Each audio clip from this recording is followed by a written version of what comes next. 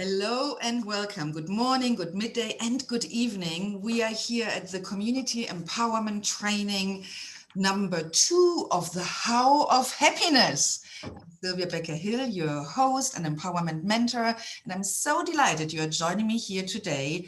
Women and hopefully some men joining us here today too.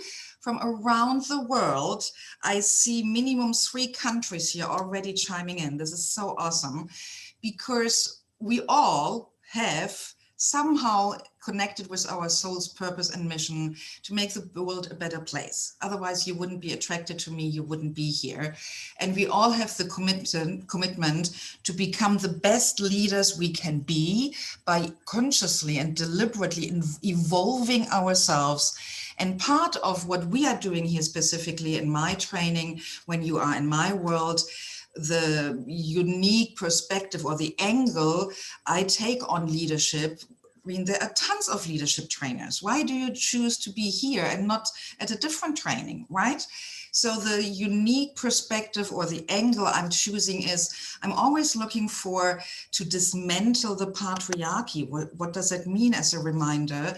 We all, like the fish swimming in the water and can't see the water, we all grew up in a culture, in a cultural system and in a kind of set of values and beliefs and how we are supposed to think, feel, act and operate as leaders, which is called patriarchal, which is a system of power over others and where the status of men and everything male was considered for 7,000 years of higher value than everything female or women.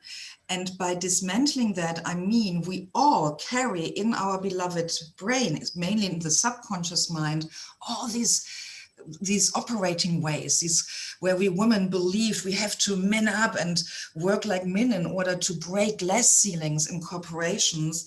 And what we are doing here is I help you all, men and women, to break the glass ceilings in your beloved brains, but also in our hearts, because emotionally the patriarchy has hurt us all, men and women, because it was always only a small group of privileged empower men who had power over other men who were benefiting from the patriarchy.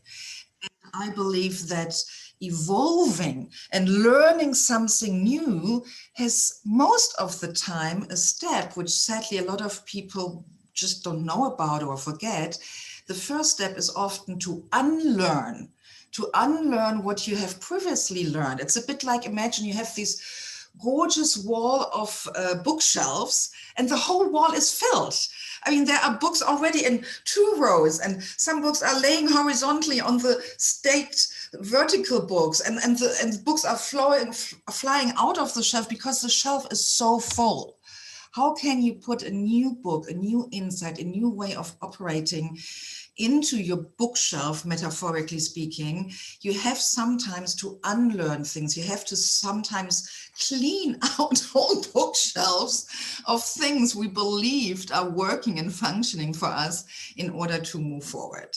And that's the de-learning part. This is a dismantling part. And I'm not apologizing for the following because it's just a fact of life.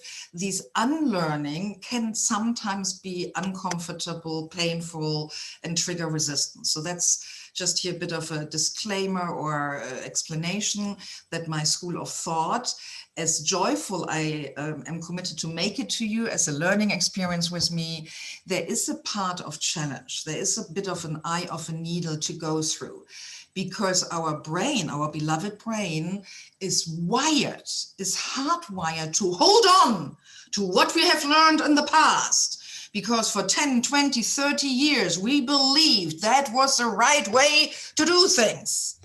And our beloved ego, which is committed to our survival, loves these things. It knows they are right and written into stone and doesn't like to let go. So there might be sometimes a moment where it shows up often as, you stop liking me, you find me horrible, you can't hear my voice, you find my glasses whatever, or hate my style of drawing, or whatever it is, there is a resistance which the ego projects into the outside world. Or you watch the news and you think everyone else beside you is just stupid and mad, or whatever it is. So when you find yourself in a lot of resistance against the current moment, other people, this is a wonderful, wonderful hint that the ego is in the fight, in the inner fight of holding on to something which is challenged by circumstances, or here in our case, by me, your empowerment mentor and guide in the process of dismantling the patriarchy. And we are here today focusing on the how of happiness. And we had last week, and you can find this already in our YouTube channel, part number 1. I will not obviously repeat it all, but just as a quick reminder, and to make those who missed part 1 curious to hopefully watch the recording, we dismantle the typical 3-step path the patriarchy has told us and taught us how we need to be and live in order to be happy. We dismantle that as unsustainable, unreliable, exhausting, and sometimes even deadly. We dismantled that. We realized this is not how we want to produce happiness, be happy in the future. And we created a new model, which is a circular model, from linearity to circular. And we realize it's not about doing the right thing in order to feel happy. It's about being happy, realizing that happiness is the foundation of who we are. And so now part 2 came out of some questions from those having been here with us last week. And the question was, Sylvia, can you go next time a bit into more the practical situation when you are facing, challenging situation, bad news, horrible people? How do you switch from not being in the state of happiness into it? How do you get there? And then how do you stay there? So these are the 2 questions I want to answer for you today. And I do my best to make it short and sweet. I have 2 main points I want to teach you. And then we have here an open Q&A, and you can ask away all your questions. Let me quickly move my poster paper here.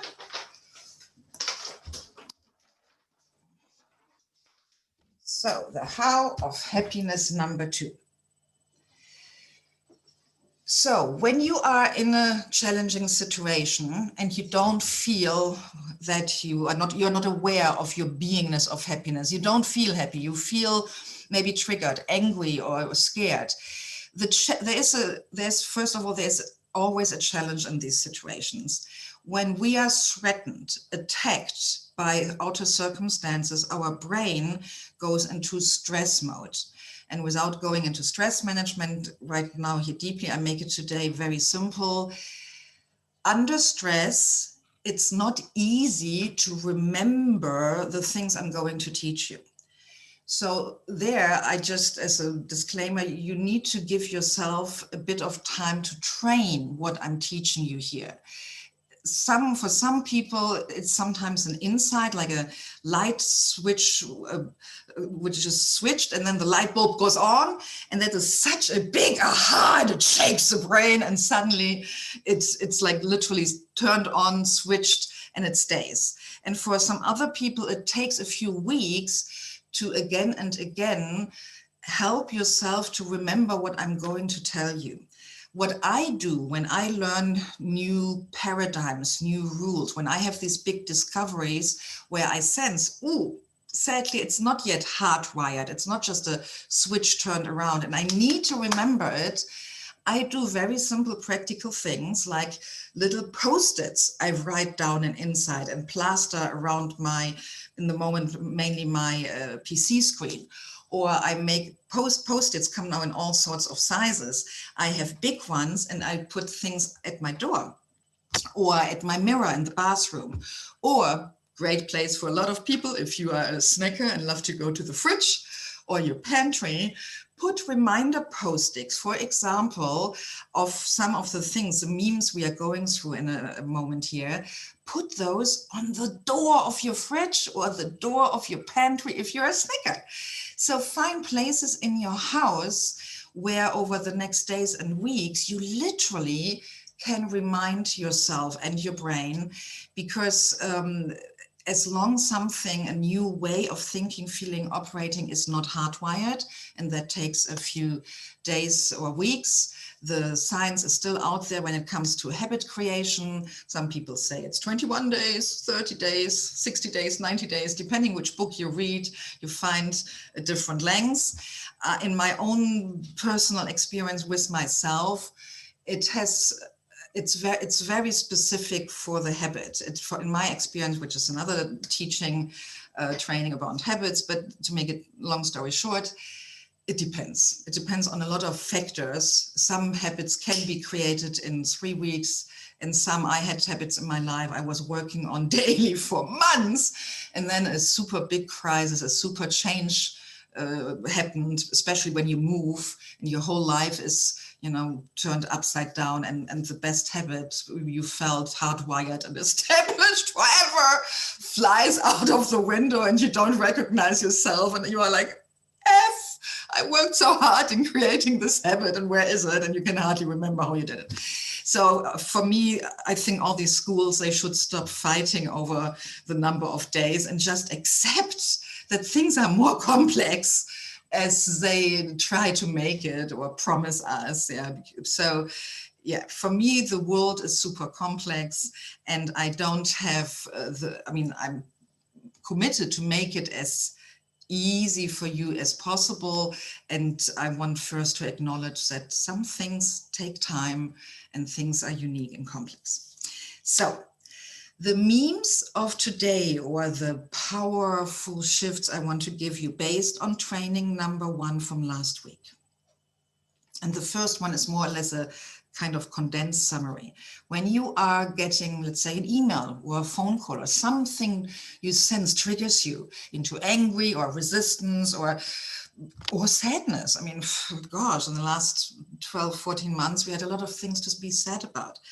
And you don't feel access to your happiness. The first thing I want you to train yourself to remember, and I'm saying it 2-3 times so that you really hear it and can write it down.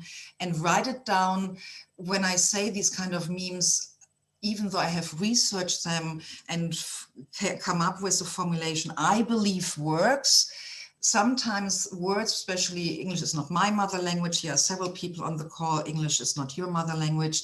Maybe you write them down in your specific mother language, or in English, and you change them slightly. Please, nothing I say is written into stone. Make it work for you. So the first meme we are going here to explore, I want to give you, is happiness is not, and please underline, circle, make this big, not a feeling. This is based on last week's training. It's not a feeling as a result of doing or having.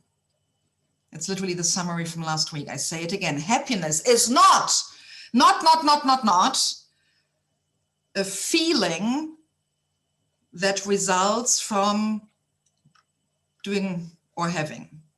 This is the old patriarchal paradigm. The patriarchy, especially capitalistic societies, tell you, buy the right thing, the right shoes, the right bag, the right car, then you will be happy.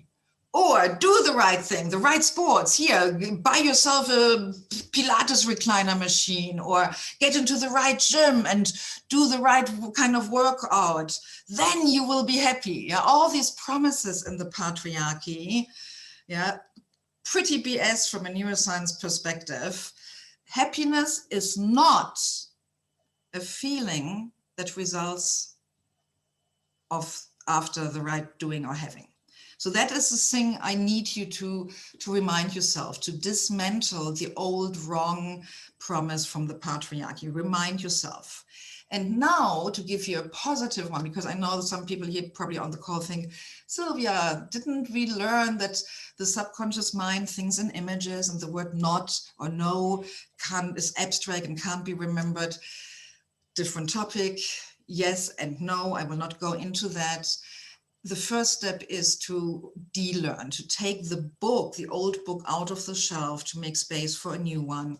And the new one is, and that sounds super simple, and it's only 4 letters and 2 are super short. The new one is happiness is a choice. I say it again. Happiness is a choice. Happiness is a choice of being. Happiness is a choice, it's a super short meme, and happiness is a choice of being. And in order for you to remember that, I will give you a very simple drawing. And when I draw things, I always ask you to draw it too. It doesn't need to look like my one. You can make doodles and follow along, because when we doodle and swirl, this is coming from my training in intentional creativity, we balance our brain hemispheres, which is important for lasting sustainable learning, to get out of the dominance of the linear left brain, activate our right brain hemisphere, get into emotions and subconscious mind. So when I draw something, draw along, make it your own, make swirls, add colors, and I make it here always black on white, because it's just most contrast rich and serves the Zoom recording best. If I were drawing it alone for myself, I would take on gazillions of colors, but I tested it, it's just not so well visible. But for you, I invite you to use lots of colors, because the right brain hemisphere and your subconscious mind will remember things more because it gets activated by colors. So make a shape for you, for yourself. So I make here a super simple stick figure, super simple. This is us. This is who we are, and this is the being level. We are beings. We are human beings, not human doings. We are being. This is us. So when you are happy on the being level, so when happiness through choice and training becomes your way of being, I want you to understand that on top of being happy, you can have all sorts of different waves of emotions. Emotions are something which is happening. It's a bit like if this would be a lake, you are standing happily on the ground of the lake, unshakable in your happiness. And depending how much wind there is, excuse me, how many sports, people making sports with these motor ski thingies, I don't know the word for those, or little boats there are, or big boats, the waves of emotions. Yeah, like a little here, maybe this is a little irritation wave. Someone says something and that irritates you. Yeah, you're a bit irritated. Or you hear someone, a friend of a relative, someone dies, but you didn't know them personally. So there is a sadness, but not super deep grief because you didn't know the person personally. And then there is maybe something horrible, yeah, like you get diagnosed with cancer, or someone who is close to you dies, and you have these big waves of grief or anger. Yeah, so a lot of things the waves of life, the waves of emotions, your emotionality, the emotions. Yeah, motion is in the word emotions. Some people say, hey, E stands for energy, energy and motion. That happens all the time. And we can't really stop that. I mean, some people seem to work on it, meditating for 20 hours a day on the mountaintop, trying to calm this all down. If that's your choice, go for it.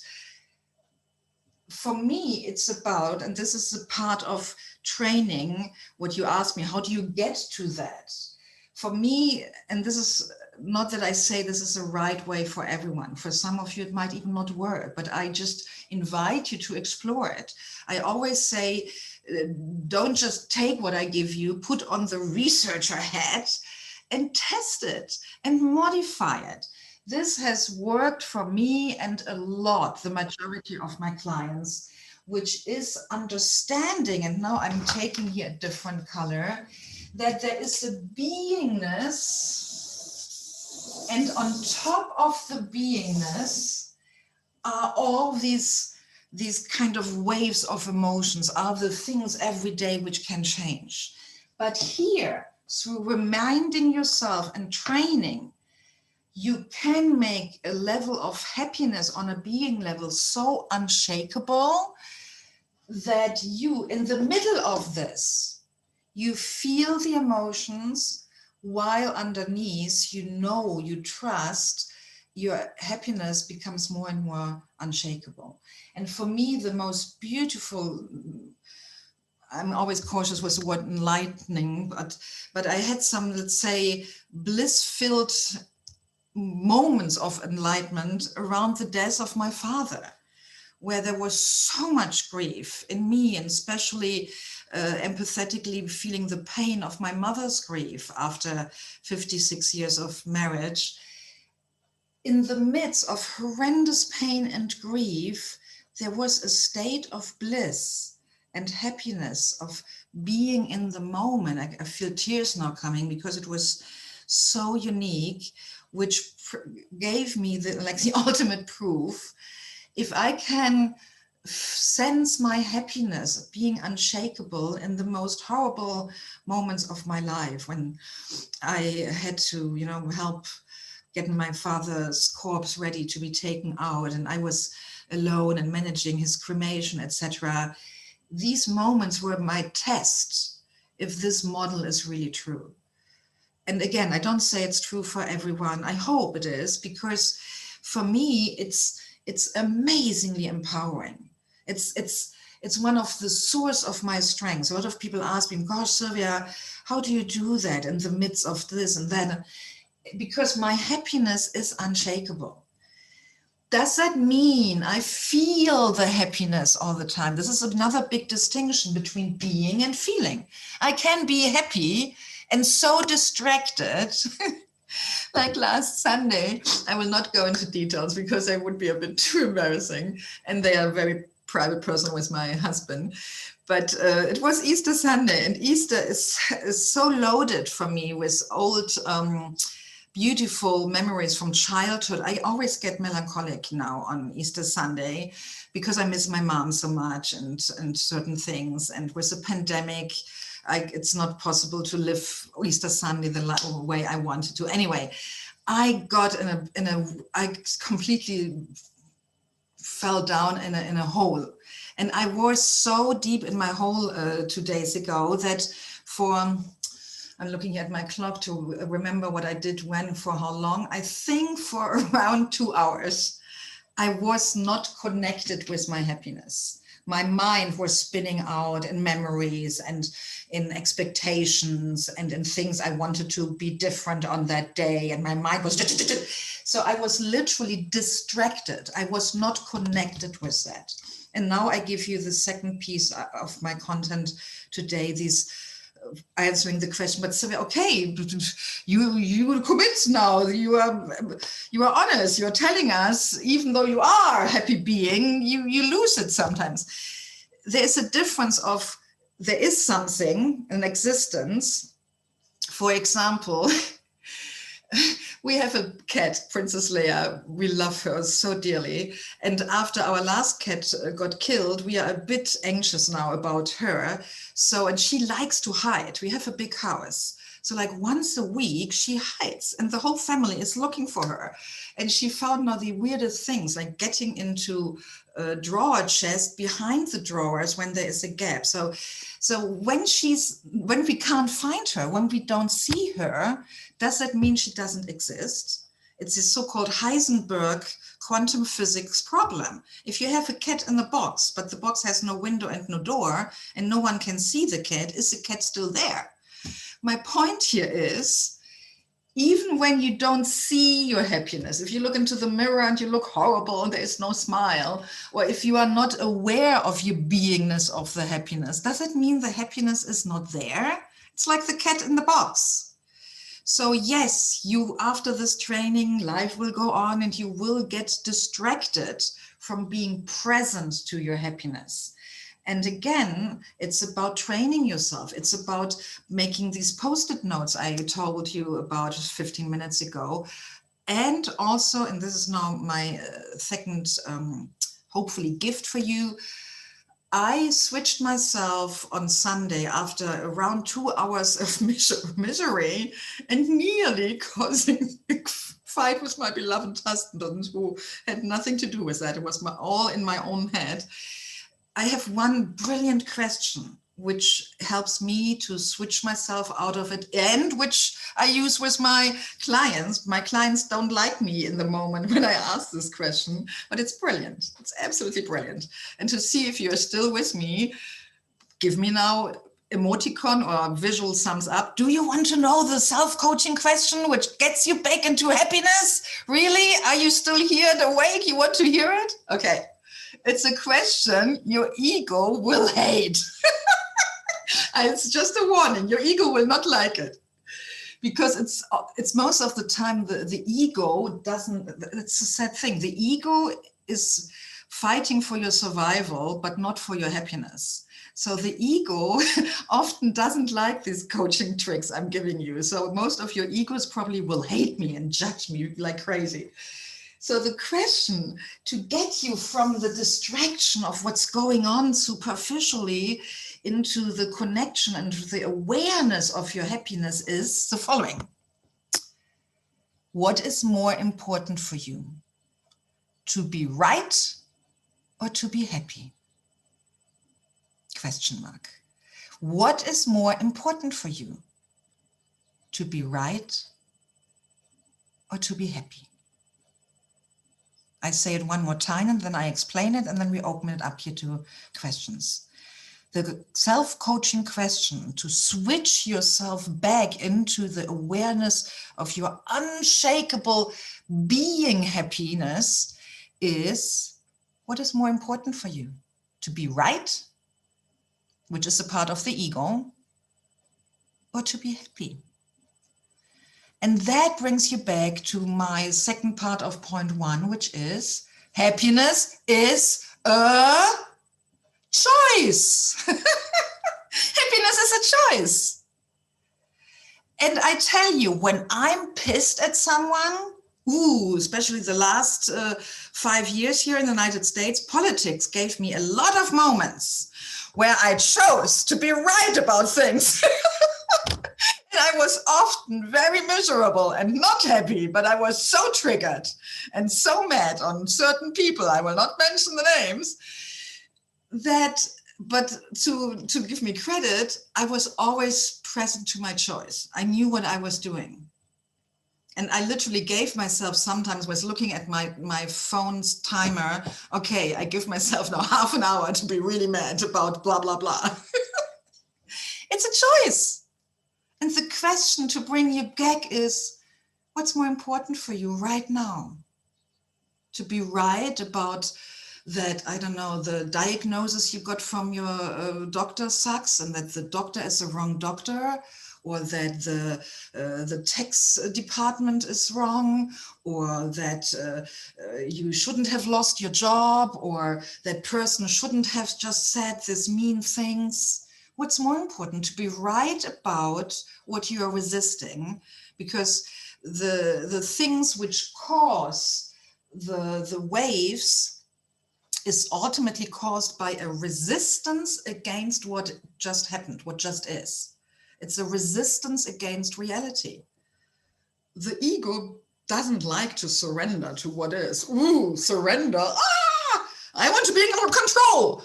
I want to be right. That person is an asshole, and this institution is so wrong. And long live da. Yeah, it's a resistance against what is and our righteousness. And I tell you, I'm a master of righteousness. I'm German. That's even in my cultural genes, to be right about things. And if you don't agree, then it's just logic. It's logical. If I'm right and you don't agree, then you must be wrong, right? And don't you dare to dispute that. So that's it. That's the content for today. Happiness is a choice. And to get to that choice, you ask yourself in moments of stress and resistance, what is more important, to be right or to be happy? And with that, I think I made it under 30 minutes. Yay, Anne-Marie. Any questions? Please open your microphones, raise your hand. Who has a question? I would love to hear from you, or just wants to share an insight. Do you remember a situation where what I just shared helps? Tell me, beloved, juicy life leaders. Any comments, questions? If not, we finish. Anne-Marie, yes. I often work with analogies, and listening to you, because I missed their first part, but the happiness to me is the way you were describing it is like, the analogy I'm making is like, it's electricity, right? It's coming in my house, and if I don't plug in my lamp, I'm just not going to get light. So it's there, and I have to plug in to get the light. Anyways, I love it. I'm just saying that to kind of get it in and visualize that. I love this. Perfect. Or like the blue sky, right? The blue sky is always there. Yes. Sometimes you just need to get on a plane to get above the clouds to see it. Yeah. Anyways. There's a beautiful French song, which I sadly forgot, but you, Anne-Marie, might know it. There's something about the above the clouds, the sky is always blue in French. I can't sadly say it any longer, but I knew it once. But that's absolutely brilliant. And I love the metaphor of the electricity, because you all have electricity outlets in every room of your house. You can use that as a visual anchor from now on, the Anne-Marie happiness anchor. When you see an electricity outlet, it's a reminder, ooh, it's always there, and it's up to me to plug myself in. It's a choice if I use that electricity outlet or not. I love it. Perfect. Thank you, sweetheart. There was another hand. Yes, Carol. Hi, I love that you mentioned affirmations around the home, positive affirmations. That's something that I do all the time, all the time. Beautiful. Yeah. So thank you for that. And that helps to remind me, yes. Keep focused on yourself, because you can't change anyone else, or the world. So it comes from within. Thank you. Beautiful, beautiful. I have. Hi, Sylvia. It's Miki. Hi. Hi, Miki. One second. Let me give one comment to Carol, and then it's your turn. This notion that at the end, what you said, we can't change the world, or we can't change other people. I lovingly want to add my perspective. I believe we can. I believe we can change the world and other people, yet we have to start with ourselves. We have to start with ourselves. So like the beautiful quote from Mahatma Gandhi, you have to be the change you want to see in the world. It was one of the first memes of the social media internet. I truly believe we have to start ourselves. But when we embody what Gandhi was talking about, when we embody the change, yes, can we change the world? Seriously, if I were to believe I can't change you or the world, I wouldn't do these weekly free and community empowerment trainings and work my butt off here for you all. If I were to believe that. I'm here because I want you to change yourself through the things I'm giving you, which indirectly means I'm changing you. Yes, I admit it. My ego wants to change you and the world. Totally. I'm taking complete stand for that. I wouldn't do my whole job. I would be simply really, I could, if my husband tries to convince me to sell our house because the house market is so high, we could make a fortune right now and move somewhere where that's cheaper, because we could go into full retirement right now if we were living not in California, if we were living in a cheaper environment. I don't need to do this here every Tuesday. I do it because I'm here, I want to change you. And that doesn't mean there's anything wrong with you here, that I don't love you the way you are. Yeah, be careful with patriarchal reactions of either or. But hell do I take a stand of that we, not only that we can change each other, I believe we have to. I believe we have to. So Yeah, I like that. So let's burn all the books which say, oh, you can't change anyone else, only yourself. For me, these are coward books. They are not taking a stand for what's possible. You can change the world, and you do it every day. Every kind smile or action you do at the grocery store changes someone's day. Every good example you set for a child maybe puts a child on a different trajectory for their whole life. As leaders, this is your job to change others and the world.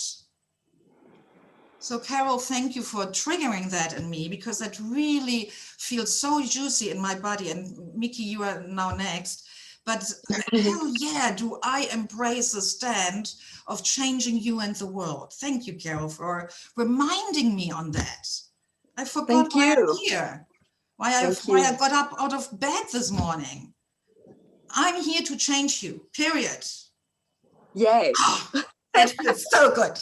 Mickey, my dear, I hope you remember what you wanted to say. Yes, of course. Thank you very much for giving me the opportunity of talking, even if I'm a new. So my wondering is about how I can be happy even if the people around me are not happy, and I could risk to feel a little guilty because I could seem selfish if I don't feel the empathy for someone who I care, who is not happy or who is healed, whatever. So I would really love to know how I can decide to be happy without feeling guilty of seem to be like selfish about my happiness and not embracing the others' problems. I get it, yeah. Mickey, I got goosebumps while you were talking, which is always a sign, I like to say metaphorically, my angels are clapping on the shoulders when truth is bespoken in the space. Mickey, your question is so brilliant. I want you to know that. It's absolutely brilliant, because the feeling of guilt, let me choose here a different color, the feeling of guilt, even though it's a wave, it's a feeling up there, I put it here because the feeling of guilt is the biggest enemy of being happy. And you are pointing right with your thumb into the target. And that has a lot to do with our upbringing, our socialization, and how we were educated as young children. Depending what you heard from your adults in your life, and especially the moral code, I say it again, the moral code of your family or your religion. And please don't hear it as criticism against moral codes or religion. It's just that everything has an effect and impact. For example, I grew up Roman Catholic with my parents and my mother's parents. And my grandmother, my mother's mother, was super, super Catholic conservative with a big cross and Jesus in every room and praying a lot. So she told me all these things when I didn't want to finish my lunch plate, think of the poor children in Africa. Or when I didn't like a toy I got as a gift because I authentically didn't like it. think of the poor children in the slums of Sao Paulo in Brasilia. Right? I mean, she was like constantly pulling the guilt card whenever Yes. I was not behaving, when I was like not a good, sweet girl. She was, how do you dare not to behave? Think of the poor. And then she mentioned another group, right? So depending how we grow up or are educated, guilt was sadly used as an educational tool for some adults who didn't know better. So guilt is often an emotional barrier. And I had to work consciously through my upbringing, through these whole layers of guilt, because I remember in the first years when I was, after I met my now husband, and we talked about it open out loud. I remember in my year when we were still dating around the world, he's from New Zealand, I lived in Germany. And I remember once walking through spring in Auckland, New Zealand, hand in hand with him, and I burst into tears. Because in me, there was this fighting of emotions where I told him under tears, I feel so happy and I feel so guilty in the same moment, because how can I have the permission to be so happy when I see so many people suffering? And that is a conundrum. And what helps for me, what helped me to get out of it was one of my mentors, Harry Palmer, who I loved at the time. Now I'm critical because he made a big switch into a very dark, dangerous kind of mindset. But at the time in my 20s, he liked to say, your happiness is the biggest gift for the world. And that meme is inspiration for my current belief and my Juicy Life Leader Academy. I believe happy leaders are better leaders. That is something I discovered last year when watching the pandemic unfold, especially the first month, watching top executives, clients, and people on TV and in the news having to make tough and big decisions between safety of people, literally the life and safety and health of people, and the bottom line, and seeing the conflicts. And I could see which leader made which decision. The leaders who were hurting, who had, famous people, you know their biographies, etc. You know from politicians, the big ones, you know if they had happy childhoods or not. Or you know if people go through a divorce or not. Yeah, nowadays with social media, you get this kind of information. So I could see those leaders who were hurting personally themselves made the more detrimental decisions for others. People who hurt others. If you go into an elementary school and you see mean kids, you would think, hey, how can kids be mean? The kids who are unhappy are mean to the other kids. And when we are leaders and we are crying and our soul is crying in ourselves, we project that through our leadership, through our decisions we make every day into the world. So Mickey, I hope the meme or the paradigm, your happiness is the biggest gift to the world, because as a happy leader, you are a better leader. You serve others more, that this embracing that can override the guilt, which is culturally indoctrinated in all of us. Thank you very much. Yes, absolutely. Thank you very much. Really, thank you very much. Good. Thank you, sweetheart, for this brilliant question. Brilliant. Terry, my dear. Unmute yourself. Yes, now we can hear you. Hello. So I have some thoughts kind of about ways to remove from guilt to be okay with happiness. And just think, again, if you're going to think about the electricity, one is positive, one is negative. They're both evident in everything we do. And if as leaders, we are to elevate or rise, sometimes the negative is on top first, but the positive is stronger when you take the time to let it come to the top, and it's more sustaining.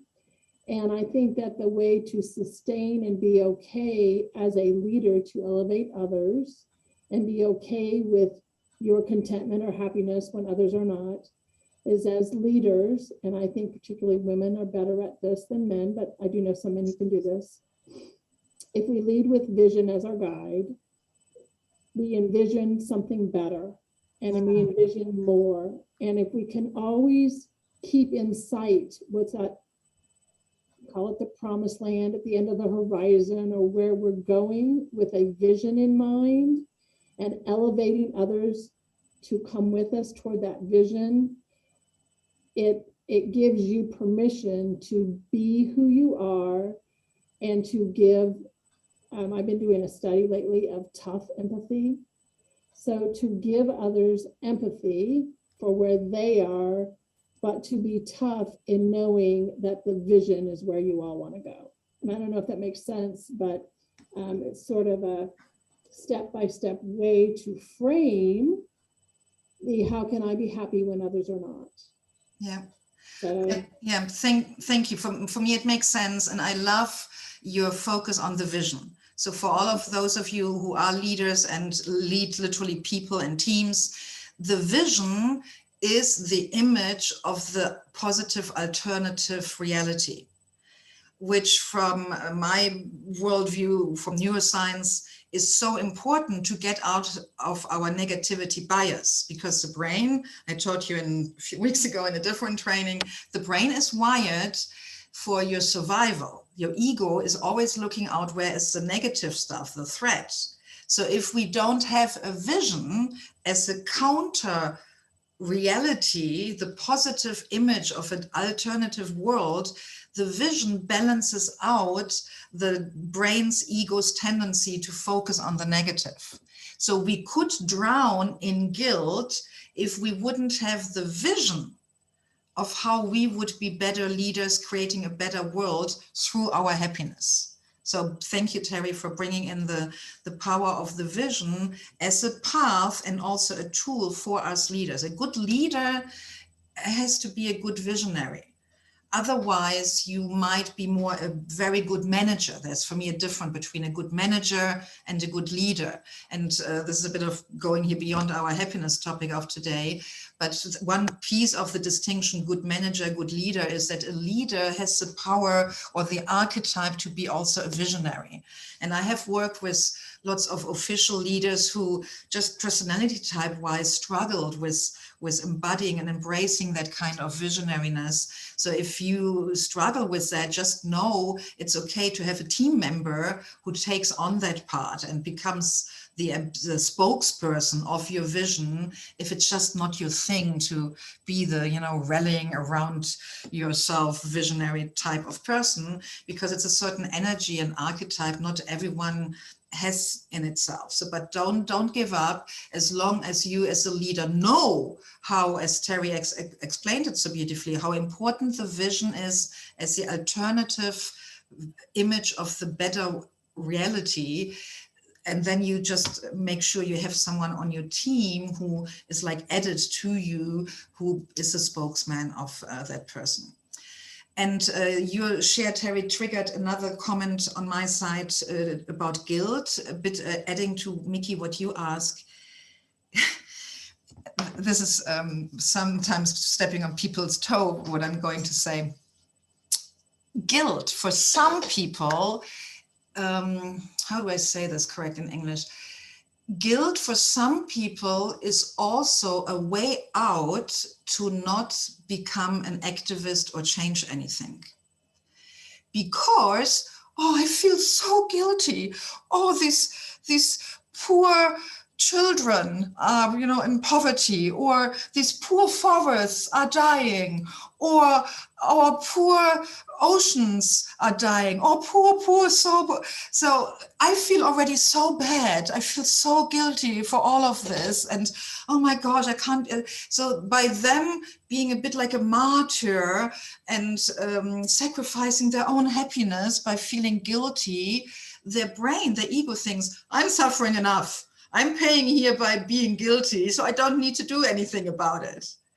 So for a lot of people, and I don't know the statistics, but I think it's probably in the millions worldwide, subconsciously, they are not active. They are not voting. They are not going into groups. They're not going on the street. They are not doing any, activities to, I know people who claim to be in the sustainable green movement paradigm, and they feel so guilty about, the big corporations pestering, destroying our countryside or the air, but they themselves don't do anything. They don't change their lifestyle whatsoever because they are so busy feeling guilty all the time and feeling bad about everything that subconsciously they think that's enough action. Feeling miserable and guilty and sacrificing my own happiness, I've done my job. I don't need to become an activist or vote for the right people or donate money to groups or act on top.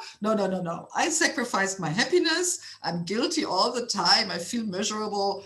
That's my support of changing the world.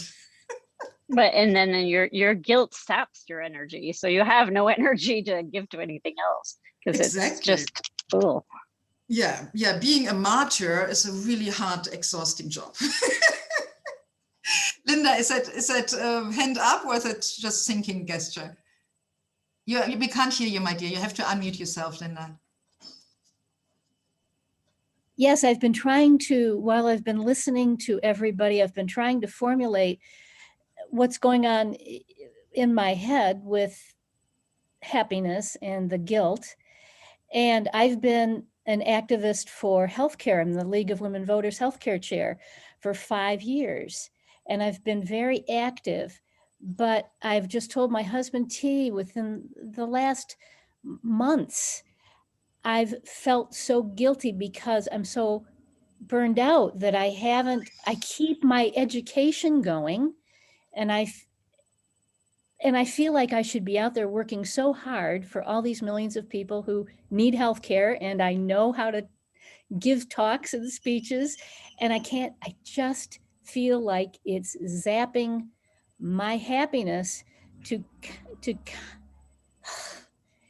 so I don't know. Linda, just tell your husband to ask him to support you to be happy. Oh, he does. Because he does. He says, stop doing that. Just let go of being an activist and be happy. And then wait. I did look. Slow down. Activist and being an activist and feeling guilty are two different things. I want you to be a happy activist and stay an activist because the world needs activists. That's but don't feel guilty because the guilt zaps your energy. Your happiness will bring you energy. That's what I'm working on. I don't know how to do that. I don't know how to do that. Okay, so I don't know if it works for you. If I were you, I would do the following, and disclaimer, I don't know if it would work. So I just share. So when I feel I can't shed off a guiltiness about something or a group or something I did or whatever, I retreat. I have in my house like certain spots or certain chairs where I like to sit and do my inner work. Sometimes it's the restroom or sometimes under the shower. And I put my full attention on that guilt, on that very specific guilt. And this here is exercise for all of you. We are going now a bit over time, but this is really cool. And normally something only my paid clients get, but let's do it. So you retreat, you put your full attention on the sensation of the guilt and you locate it in your body. Every emotion has a resonance chamber somewhere in the body. And literally it can be, in the tip of your right finger or on your left hip or somewhere. It's somewhere in your body. If you can't locate it clearly because you're doing it for the first time, don't freak out. It's a matter of training it. But see if you can find the somatic resonance space in which the emotion is stuck, literally stuck. This is how trauma also works. And then you put your kind, loving, compassionate attention on that feeling. And you just be with the guilt. Be with the guilt. use the location in your body as an anchor for your attention beam, and you just be with it and don't resist it. This is here emotional intelligence one-on-one. All these waves, all these emotions, they want to be felt. They don't want, what you resist persists. Remember, we say this again and again. This is change management one-on-one. What you resist persists. Here, Mickey, important also for you to release the guilt. When guilt feels yucky, the brain doesn't want to feel what's uncomfortable. So the brain, the ego, wants to retreat from the guilt. By you, Linda, sitting down, retreating, and giving it your full attention, you give the gift of your, you give the guilt your gift of your full attention, just long enough, a few minutes, maybe a few hours. Sometimes when I have big emotional things, I have to do it several times over a few days for a few minutes. But I promise you, feeling the guilt and feeling through it with loving, kind, compassionate attention, that's key. If you judge it, oh, you stupid guilt, I don't want to be a victim, go away, I hate you, you drain my energy, blah, blah, blah. With judgmental attention, what you resist persists. So the guilt will become bigger. And then you add another layer of guilt. Oh, I'm not doing what Sylvia have said. Or I'm a such trained super coach here in my company, Linda, but here I am, can't get rid of the.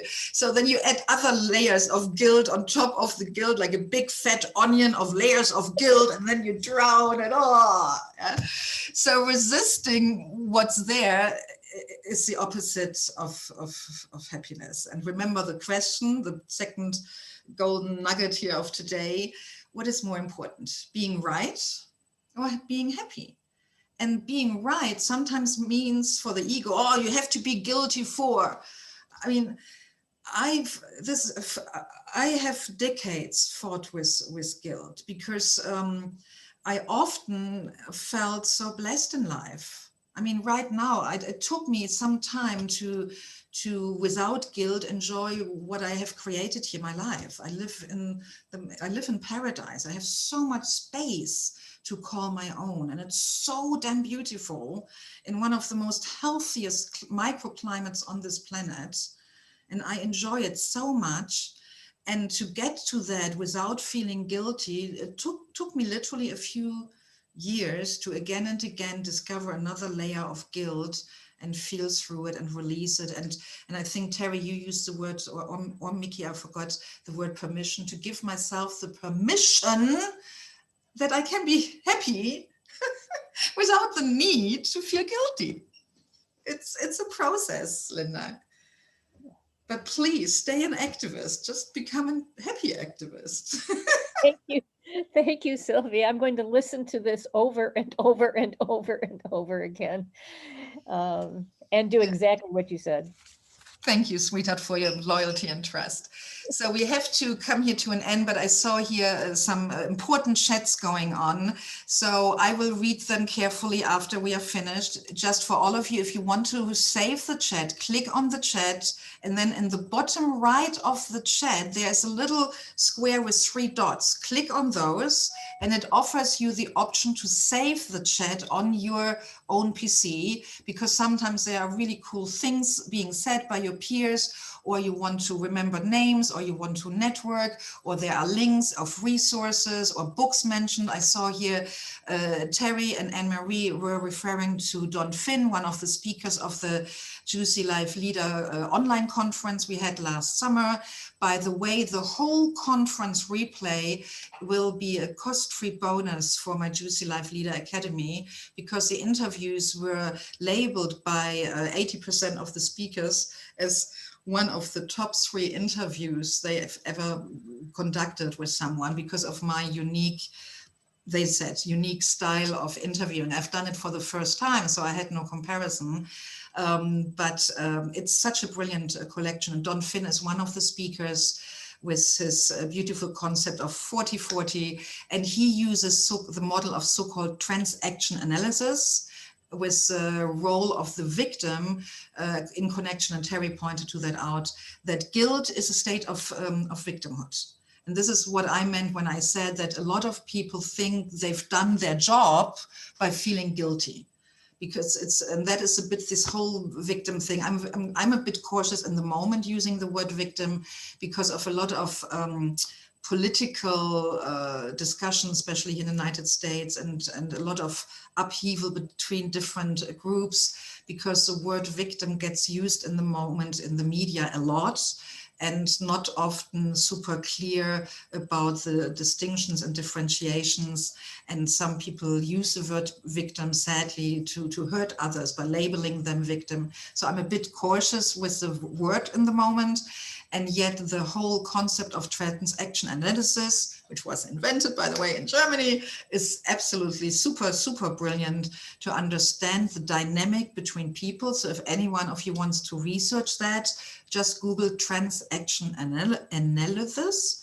And the book Terry was referring to from Don Finn, I don't have, it's on top of my mind, but when you go into Amazon, Don Finn, it's a book with a black, yellow, stripy cover, and something about 40/40 is in the title.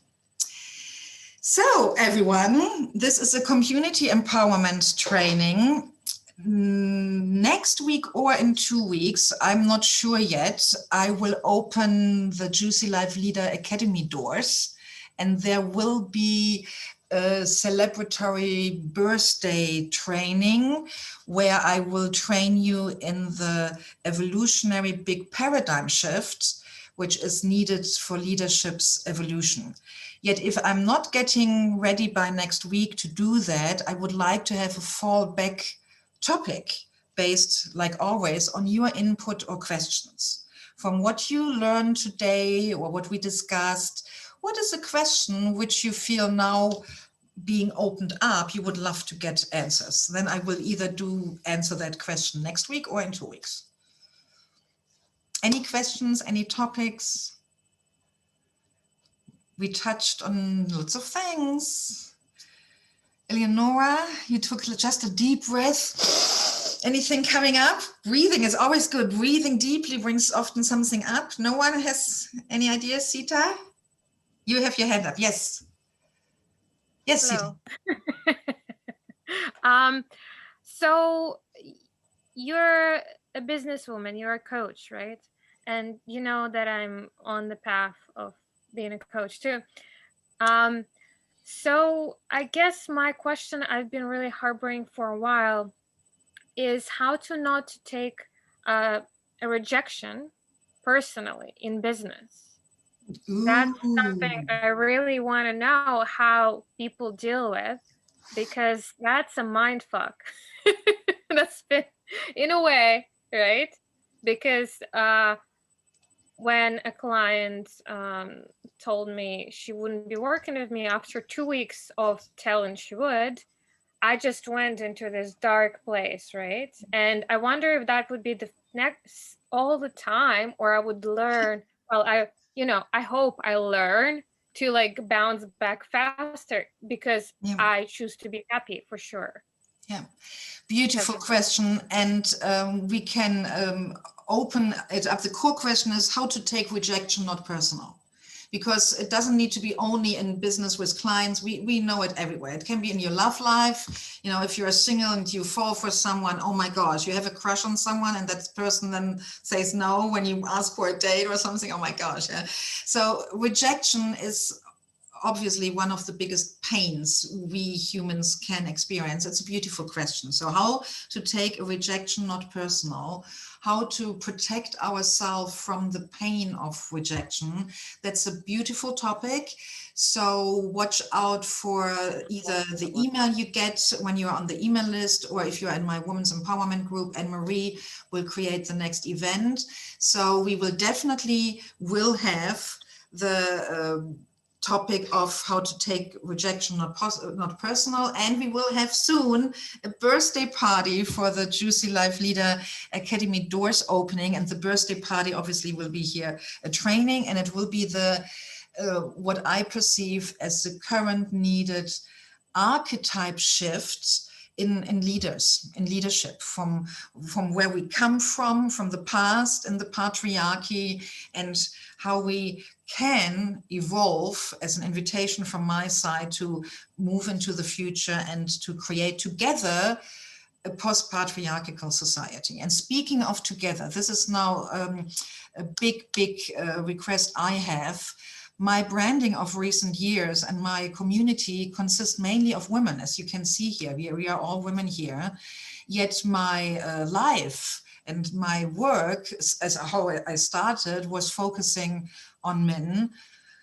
I love men and we need them. We need them on board. It's about diversity and inclusion. It's not about going back and creating a new matriarchal culture. It's about creating a culture which is deeply grounded in gender partnership. I want to see some men showing up here. So I ask you as a form of your appreciation for what I'm giving you here, please make a list of really some pretty amazing men you know who are ready for this, men who know that the patriarchy is not savoring them and supporting them, because the patriarchy helps only a small group of men in power. Most men are suffering too. So I want to see here some cool guys. So can you please invite, if every one of you invites 3 and 1 shows up, we suddenly have the same amount of men here showing up as well. And this is activism. This is supporting me in my life's mission. I can't do this alone. And I also know that we women, as much I love us and as glorious we are, and we are evolutionary on an energetic different phase than men are. Men need our support right now to sort of catch up with us. So please bring a few men who are ready to partner with us to create a world that works for all of us, and a world where we figure out some solutions for global crisis points like the climate crisis, migration waves. Artificial intelligence will wipe out 75% of known jobs in the next 25 years.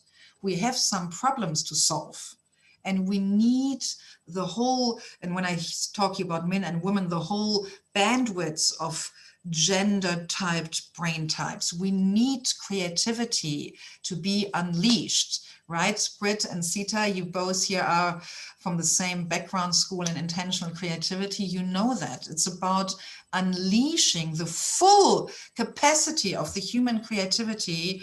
And for that, we need diversity and inclusion. So please help me with that. Please, please, please. Can I have a few hands up? Who is willing, who makes a commitment to invite minimum 3 men and kick lovingly their butts to show up here, okay? I mean, right now, the pandemic, and if it's not live, then make them watch the replays on YouTube. Please all sign up for the YouTube channel, share the YouTube channel. Now, there's no sales, there's no advertising, it's pure gold, giving as a gift. And sadly, sometimes people don't value when it's free and a gift, but I will keep it the way it is right now. So 1 man, someone said here, typed here, awesome, yes, bring the man. Thank you, thank you, thank you, thank you. Yes. Do you send the link to the channel, or I didn't see that anywhere? I put it in the chat. Ah, okay. Which, I'm not sure which link do you say, which link? To receive the invites for these? Yeah, so the invite training. is juicylifeleader.com/free training, and it's in the chat box a bit higher, juicylifeleader.com free training. That's to invite anybody else. And the YouTube channel is youtube.com/ and my name without the hyphen, Sylvia Becker-Hill without the hyphen. Cool. Awesome.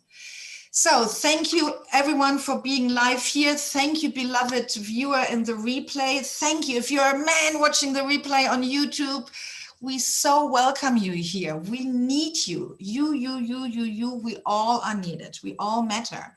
Because, thanks for reminding me on that, Carol, we do change each other and we do change the world. And this is why we matter. We matter so much.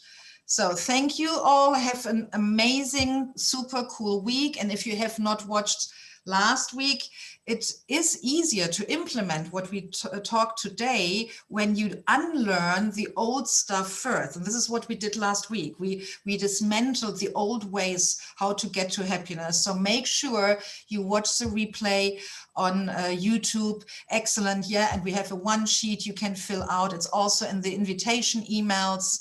For some people, it's helpful. Others find it distractive. It's just a free offering you can use, Carol and everyone. So please watch the replay. Okay.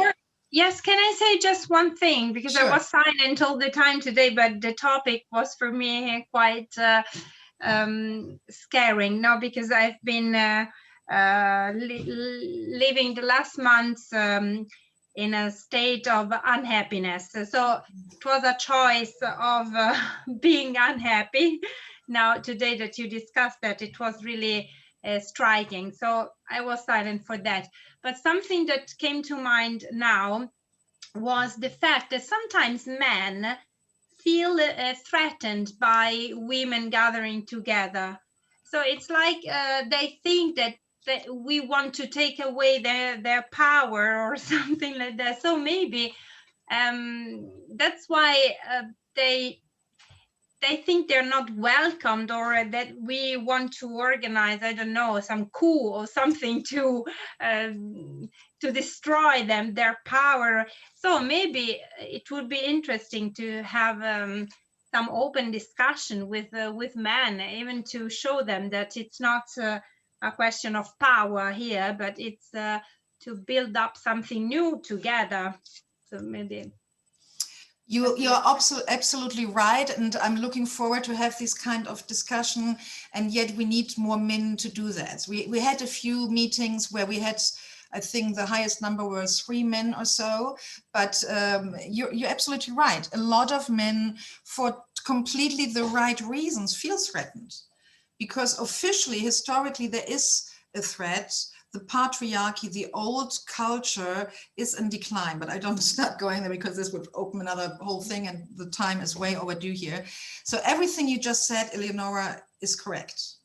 And this is why we women need to invite men personally and reassure them that this year is not a bunch. In Germany, we would say purple trousers wearing man haters. We are professional leaders here. And yes, our gender here is, in the moment, it looks like women are self-identified as women or something in between men and women. And it's not any longer, for me, dismantling the patriarchy. It's not about either or. It's not about, and this is another topic, the whole hierarchy thing. Yeah, men over women or women over men. No. It's about eye level. It's about partnership and coming together in love and respect. And that is why we need individual personal invitations so that men can feel safe. And yeah, and if any man or any man you speak to has some doubts, let them watch the YouTube replays so that they know that I'm not the man-hating, purple trousers wearing, chopping off heads kind of whatever the words are. So I'm not a bitch. Okay, I'm a feminist. I'm a feminist, and I'm proud to be married to a man who declared over 20 years ago when I met him, he is a feminist. I know a lot of men who are feminists, who understand that being a feminist is not connected with a certain gender. Being a feminist is someone who understands that the patriarchy is unsustainable, hurts everyone, and destroys the planet. And because of that, evolution will make sure it's not surviving. So even if I would fall off the planet right now and stop my work, I know I can relax, because evolution right now makes sure that patriarchy will not survive, because it's not sustainable. And nothing which is not sustainable per se, per definition, will not last. So tell men, if they want to be just part of a community of leaders who are committed to be future fit leaders and build a world that works for everyone. That's where evolution is heading. It's not my invention. I mean, I wish I were that brilliant, but no, I'm just following the trends of evolution. So invite men to us here. I would not use the word feminist necessarily, because most people have sadly a completely wrong understanding and negative connotation about it. And yet when they hear, this is all still recorded, when they hear me here, I am a proud feminist. But feminist is something beautiful and positive. And whatever people believe, they just need to do a bit of research. Words get occupied and misused and misdefined. So, and now I have to pull myself away. I have in 10 minutes my next appointment and I need a break. Thank you, thank you, thank you, thank you, thank you, thank you, thank you. I love you.